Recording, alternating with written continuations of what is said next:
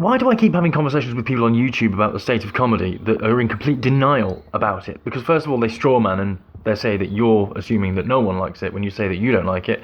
I say there's not been any comedy worthwhile in the last decade, and people are like, what about Peep Show? What about It Crowd? What about this? And I'm like, that's noughties. That's not the last decade. And then they gave me a load of obscure things that I'd never heard of, probably because I never watched because they looked rubbish.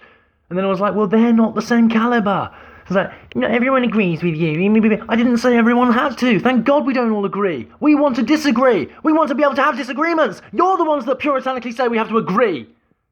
And then you strawman and say that's what we're doing. You hypocrites. Typical leftist tactic. Comedy's been infiltrated by Marxists from all sides. That's why these young people like Joe Lacett, who the hell's that twat? And Limmy, he's not exactly young, is he? And Russell Howard, these little Marxist propagandists, they think they're being so original because they can do the work of the big corporations that they shill for. Even when they're known to be discredited and known to be lying and everything, no, it doesn't matter, we'll just go along with it because it's too scary to admit that we were wrong.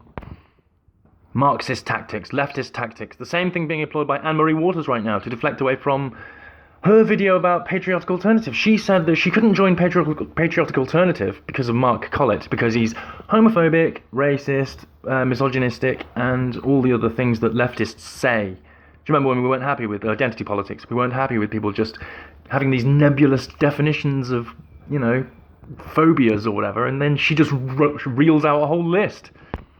She'd already done a lot of damage to her reputation by saying, we should bomb Iran. We should absolutely bomb Iran. Yeah, carry on nuking them all for Israel.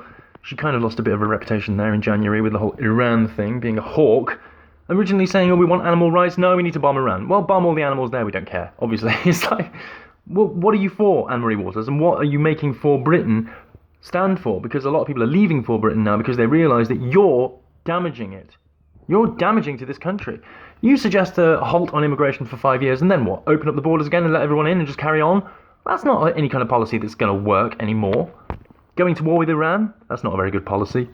But demonising nationalists from alternative parties as far-right, neo-Nazi, bigot, misogynist, homophobe, racist, blah blah blah, transphobe, biphobe, blah blah blah blah. Make up all the different words. It doesn't work. Why do you think it's going to work on our side? It doesn't even work with the left anymore. They're getting sick of it because they've even started reading Douglas Murray. That's why Sargon and people like that, appeal to the woke crowd, the formerly woke crowd that have realised that it was ridiculous, but they're not far enough to become the conspiracy crowd or anything because they're not, awake enough. Happy to talk about the culture war, but not the technocratic control grid. To be honest, we didn't need another party dividing us in this country. We had right-wing parties, and then For Britain was just the other one that was stealing lots of other votes. So we don't need it. So now, through this video, Anne-Marie Waters has neutralised their chances. Thank God.